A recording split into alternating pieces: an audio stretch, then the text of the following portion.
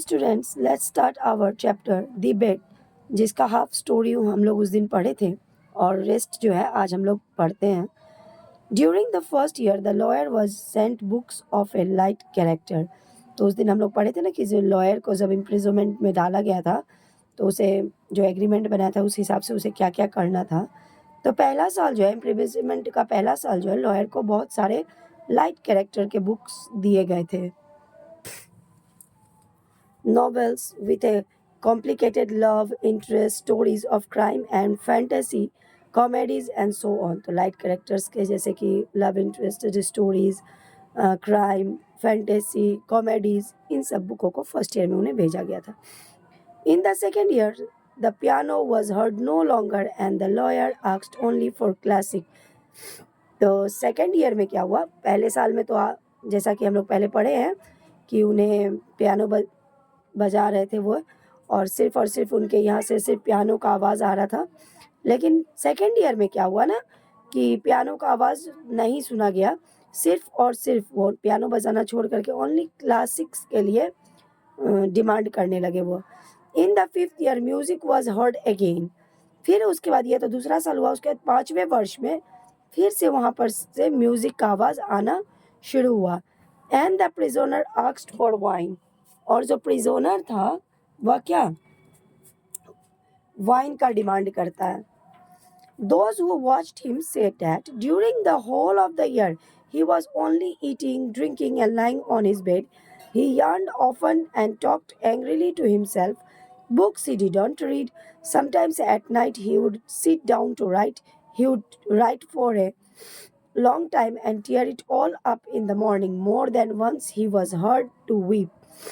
तो कहा जा रहा है जो कोई भी उन्हें वॉच कर रहा था वह यह कहा जा रहा है कि वो तो पिछले साल मतलब कि जो बीता साल था उसमें सिर्फ वो खा रहे थे, पी रहे थे और बेड पे सोए रहते थे और जमाई लेते थे और अपने आप से एकदम गुस्से में बात करते थे। बुक्स वो पढ़ते नहीं थे। रात में कभी कभी ऐसा होता था कि वह कुछ लिखने के लिए बैठते थे और सुबह वो जो लिखते थे रात में उसे फिर से सुबह में फाड़ देते थे। उसके बाद in the second half of the sixth year the prisoner began zealously to study languages, philosophy, and history. He fell on this subject so hungrily that the banker hardly had time to get books enough for him. In the space of 4 years, about 600 volumes were bought at his request. तो इन the second half of the sixth year, छठे वर्ष के आधे में वो जो कैदी थे यानी कि जो लॉयर थे वह जो है ना वो पूरा रूप से किस चीज़ पे मतलब पढ़ना चाह रहे थे। पूरा ध्यान उनका लैंग्वेज, फिलॉसफी और हिस्ट्री पे चला गया। वह इन सभी सब्जेक्ट पर इस तरह से भूखों की तरह टूट पड़े और बैंकर के पास इतना समय नहीं होता था उनके लिए इतना बुक्स लाने का। काहे कि एग्रीमेंट में क्या लिखा हुआ था कि कैसे उनको लिख करके कोई भी चीज़ का डिमांड करना है, क्योंकि मानव से तो उनको बातचीत करने का अथॉरिटी नहीं था एग्रीमेंट के हिसाब से। तो उन 4 वर्षों में वो जो है ना 600 वॉल्यूम्स खरीद करके उनको दिए और उन सबों को उन्होंने पढ़ा भी। Later on, after the 10th year, the lawyer sat immovable before his table and read only the New Testament. The banker found it strange that a man who in 4 years had mastered 600 crucial volumes should have spent nearly a year in reading one book, easy to understand and by no means thick.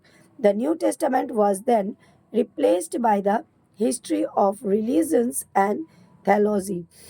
तो और later on after the 10th year मतलब 10 वर्ष के बाद lawyer जो है वो बिना हिले डुले अपने टेबल पे बैठ के सिर्फ क्या पढ़ते थे, न्यू टेस्टामेंट पढ़ते थे। ये मान लीजिए जीसस वगैरह के बारे में इसमें दिया हुआ रहता है। और बैंकर जो है यह सोच रहा है कि यह आदमी 4 सालों में 600 बुक्स को पढ़ा और अभी ये क्या पढ़ रहा है कि एक ही बुक में ये पूरा समय को बिताए जा रहा है। वो इस चीज़ को वह समझ नहीं पा रहे थे। The New Testament was then replace by the history of religions and theology. और न्यू टेस्टामेंट के बाद वह उसके जगह पर क्या पढ़ना शुरू किए, हिस्ट्री ऑफ रिलीजन यानी धार्मिक ग्रंथ वगैरह को पढ़ना शुरू करते हैं. During the last 2 years of his confinement, the prisoner read an extraordinary amount quite haphazardly. Now he would apply himself to the natural science. Then he would read Byron or Shakespeare. तो देखिए आप लोग को किस प्रकार से वो अपना बुक्स का टेस्ट को चेंज करते करते करते करते कहाँ पे ले आए, नेचुरल साइंस पे. और उसके बाद वो आते हैं शेक्सपियर वगैरह, एक बहुत ही जाने माने लेखक हैं इंग्लिश के. तो उसके बाद वो शेक्सपियर की किताबों को पढ़ने लगे. Notes use to come from him in which he asks to be send at the same time a book on chemistry, a text book of medicine, a novel and some treatise on philosophy और theology. तो जो notes उनको यही लिखा गया था ना वो एग्रीमेंट में कि नोट्स देकर ही वो कोई चीज़ को बता सकते या कोई चीज़ का डिमांड कर सकते. तो जो नोट्स उनके तरफ से आता था उसमें कुछ बुक्स केमिस्ट्री के होते थे, मेडिसिन के होते थे, ट्रीटिस फिलोसफी वगैरह का बुक वो मंगवाते थे. ही read as though he were swimming in the sea among broken pieces of wreckage and in his desire to save his life was eagerly grasping one piece after another. तो वह इस प्रकार से किताब को पढ़ते थे जैसे कि वह समुद्र में तैर रहे हो और सारे ब्रोकन पीसेस को एक साथ इकट्ठा कर रहे हो. The banker recalled all this and thought, tomorrow at 12 o'clock he receives his freedom. Under the agreement, I shall have to pay him 2 millions. If I pay, it's all over with me. I am ruined forever. तो जैसा कि हम लोग शुरू में पढ़े थे कि ये रिकैप कर रहे हैं, मतलब कि पीछे के दृश्य को याद कर रहे हैं. कौन सा जो सीरियल वगैरह में कभी कभी देखते हैं या कोई सीरीज वगैरह में हम लोग देखते हैं कि 15 साल पहले ऐसा हुआ था, आफ्टर 15 ईयर्स या बिफोर 15 ईयर्स. तो ये दिमाग में बैंकर के आ रहा है कि कल रात के 12 बजे उसको उसकी आज़ादी मिल जाएगी. किसको? जो लॉयर को प्रिजन में रखा गया था उसको. और एग्रीमेंट के हिसाब से हमको उसको 2 मिलियन देना पड़ेगा. और उस समय की बात थी कि बैंकर बहुत अमीर था, लेकिन 15 साल बीत गए इस बात को. तो अब बैंकर के पास उतना ज़्यादा पैसा नहीं है. तो वो सोच रहा है अगर मैं उसे 2 मिलियन दे दूंगा तो मैं जो है ना हमेशा के लिए बर्बाद हो जाऊंगा. 15 years before he had too many millions to count, but now he was afraid to ask himself which he had more of, money or debts. Now he was an ordinary banker trembling at every rise and fall in the market. तो 15 साल पहले तो उनके लिए 2 million कुछ भी नहीं था, लेकिन आज के डेट में वो जो है ना एक नॉर्मल बैंकर बन के रह गए मार्केट में. क्या पैसा है उनके पास, क्या कर्ज है, ये चीज़ सोचते हुए उन्हें डर लग रहा है. That cursed bat, mumbled the old man, clutching his head in despair. Why didn't the man die? He's only 40 years old. He will take away my last feathering, marry, enjoy life, and I will look on like an envious beggar and hear the same words from him every day. I am obliged to you for the happiness of my life. Let me help you. No, it's too much. The only escape from bankruptcy and disgrace is that the man should die. तो वो क्या सोचते हैं? Cursed मतलब क्या होता है? श्राप. वो अपने आप में अपने सिर को पकड़ते हुए कहते हैं कि कौन सा वह श्रापित शर्त मैंने लगा ली जो मुझे क्या फ़ायदा हुआ इससे, पूरी तरह से मैं बर्बाद हो जाऊंगा इस शर्त की वजह से. अभी वो मात्र 40 वर्ष का है और यहाँ से निकलने के बाद वो शादी करेगा, अपने लाइफ को एंजॉय करेगा और मेरी तरफ देख के मुझे, और मैं जो है ना एक भिखारी की तरह उसकी तरफ देखूंगा और मुझे रोज़ वह यह शब्द सुनाएगा कि मुझे यह सारी खुशियाँ जीवन का देने के लिए बहुत बहुत धन्यवाद. लेट मी हेल्प यू, मैं तुम्हारी कुछ मदद कर सकता हूँ. बैंकर सोचता है नहीं, मैं ऐसा होने नहीं दूंगा. मैं बैंकरप्ट नहीं हूँगा. बैंकरप्ट मतलब क्या होता है? पूर्ण रूप से बर्बाद हो जाना, जो पूरे रूप से कर्ज में हो जाए वो होता है. The clock had just struck 3. The banker was listening In the house, everyone was asleep, and one could hear only the frozen trees whining outside the windows, trying to make sound. He took out of his safe the key of the door, which had not been opened for 15 years, put on his overcoat, and went out of the house. The garden was dark and cold. It was raining. A damp, penetrating wind howled in the garden and gave the trees no rest. तो घड़ी में कितने बज गए थे? 3 बज गए थे। बैंकर ने सुना और देखा कि चारों तरफ सब सोए हुए हैं। कोई जो है सो किसी की आवाज़ सुनाई नहीं दे रही है। अगर सुनाई दे रही है तो बस जो गार्डन में ट्रीज़ की आवाज़ है, जो विंडो से आ रही है, बस वही सुनाई दे रही है। वो उसने क्या किया, सेफली जो है ना उस डोर का, यानी कि जो लॉयर का गेट लगा हुआ था, उसमें से वो चाबी निकालता है और गार्डन की ओर बढ़ जाता है। पूरी तरह से गार्डन डार्क होती है और बारिश भी हो रही होती है। Approaching the garden wing, he called the watchman twice. There was no answer. Evidently, the watchman has taken shelter from the bad weather and was now asleep somewhere in the kitchen or the greenhouse. तो वहां से garden में आते हुए garden में वो watchman को 2 बार आवाज देता है, लेकिन वहां से कोई आवाज नहीं आती है। तो ऐसा लग रहा था कि जैसे वॉचमैन जो है ना कहीं शेल्टर ले लिया, या तो किचन में या कि ग्रीन हाउस में। If I have courage to fulfill my intention, thought the old man, the suspicion will fall on the watchman first of all. तो वो ऐसा सोच रहे कि मैंने जो अपना इंटेंशन बनाया है, जैसे यहाँ पर वो बोल रहे ना कि क्यों नहीं वो मर जाए तो ज़्यादा अच्छा रहेगा लॉयर के बारे में, तो मेरा 2 मिलियन बच जाएगा। बड़ा ही इंटरेस्टिंग स्टोरी है बच्चों ये। तो वह मारने के लिए ही जाते हैं उसको। तो वहाँ पहुँच के वो सोचते हैं अगर मैं अपना इंटेंशन को पूरा कर दूँ, यानी कि मैं अपना इरादा को अगर पूरा कामयाब कर दूँ, तो सस्पेशन जो है यानी कि शंका जो है किस पे गिरेगा, वॉचमैन पे गिरेगा। In the darkness he groped for the steps and the door and entered the hall of the garden wing, then poked his way into a narrow passage. तो वह डार्कनेस में ना, अंधेरा में हम लोग चलते थे कैसे अपने हाथ को आगे आगे करके चलते होते, उसी तरह से वह चलते हुए गार्डन के विंग में पहुंचे और वहां से वह उस नैरो पैसेज में पहुंचे and struck a match. Not a soul was there. Someone's bed with no bedclothes on it stood there, and an iron stove loomed dark in the corner. The seals on the door that leaned into the prisoner's room were unbroken. तो वहाँ एक माचिस जलाते हैं और वहाँ कोई भी नहीं होता है, पूरा अंधेरा रात, एकदम शांत वातावरण होता है। और वह सील के दरवाजे के पास पहुंचे हैं जिसमें प्रिजोनर होते हैं। When the match went out, the old man, trembling from agitation, peeped into the little window. वहाँ पर पहुँच के वह छोटे से खिड़की से अंदर झांकते हैं। In the prisoner's room, a candle was burning dimly. The prisoner himself sat by the table. Only his back, the hair on his head, and his hands were visible. Open books were strewn about on the table, the 2 chairs, and on the carpet near the table.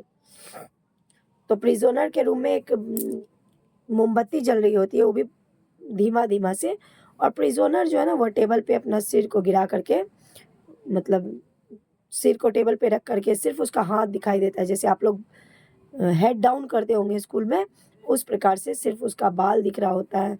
और table के ऊपर में पूरे किताब जो है बिखरे पड़े होते, एकदम सिस्टमैटिक नहीं रखा हुआ होता है। 5 minutes passed and the prisoner never once stirred.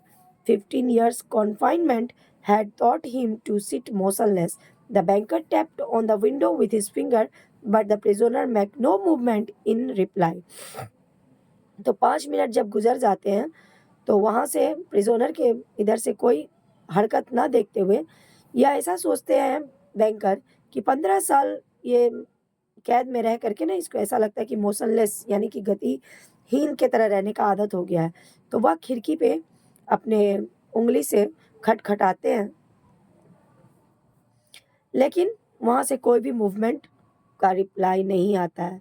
Then the banker cautiously tore the seal from the door and put the key into the lock. The rusty lock gave a hoarse groan and the door creaked. The banker accepted initially to hear a cry of surprise and the sound of steps.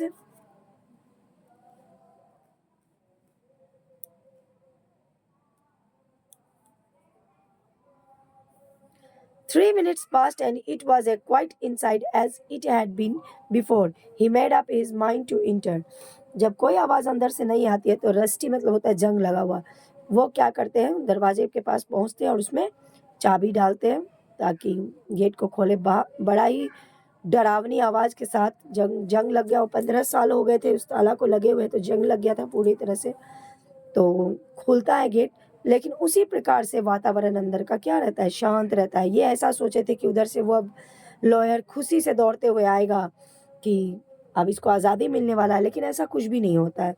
Before the table set a man unlike an ordinary human being, it was a skeleton with tight drawn skin with long curly hair like a woman's and a shaggy braid. तो वहाँ पर lawyer जो है table के पास बैठे हुए थे, जैसे unlike an ordinary human being की तरह। वो इतना सूख चुके थे अंदर में कि स्केलेटन की तरह लग रहे थे। उनके लंबे लंबे बाल हो गए थे, पूरे लाइट ड्रॉन स्किन हो चुका था और दाढ़ी भी पूरा पक वगैरह गए थे, पूरा सफ़ेद हो गया था। बूढ़े की तरह एकदम 40 वर्ष की उम्र में पूरे बूढ़े लग रहे थे। The colour of his face was yellow of an earthy shade, the skin was sunken, the back long and narrow, and the hand open, which leaned his hairy head, was so lean and shiny that it was painful to look upon. उनका गाल पूरा सा चुटक चुका था और काफ़ी लंबे लंबे जो है सो उनके बाल भी हो चुके थे। ऐसा उनको देख करके मतलब बड़ा ही दर्दनाक लग रहा था। His hair was already silvering with grey, and no one would have believed that he was only 40 years old. On the table before his bended hair lay a sheet of paper on which something was written in a tiny hand. तो उनका बाल भी पूरा grey हो रखा हुआ था। मतलब कोई यह विश्वास नहीं करता कि मात्र यह जो है ना 40 वर्ष का व्यक्ति है। और वहीं पर टेबल पर जो है ना उनके पास में ही एक पेपर का शीट रखा हुआ था जिससे कि कुछ लिखा हुआ था। Poor devil, thought the banker, he is asleep and probably seeing millions in his dream. I have only to take and throw this half-dead thing on the bed, smothered him with the pillow and the most carefully examination. Banker क्या सोचते हैं कि ओ ये जो है ना सपना में खोया हुआ है पूर्ण रूप से, मिलियंस को अपने ड्रीम में देख रहे हैं। कोई बात नहीं, ऐसे आधा तो मर ही चुका ही है, किसी को पता भी नहीं चलेगा। ऐसे ही ये पूरा अधमरा सा हो रखा है, बस मैं इसे उठाकर बेड पे डालूंगा और पिलो से यानी तकिया से इसके मुंह को ढक दूंगा पूरा सावधानी पूर्वक, और यह उसके बाद क्या हो जाएगा, मर जाएगा। Movement will find no trace of unnatural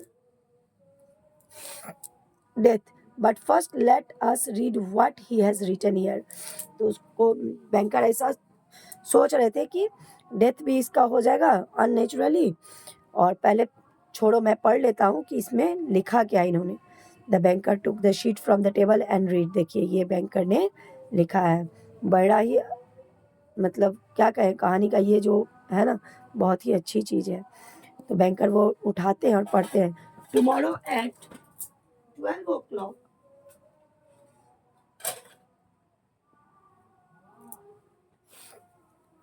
midnight, I shall obtain my freedom and the right to mix with people.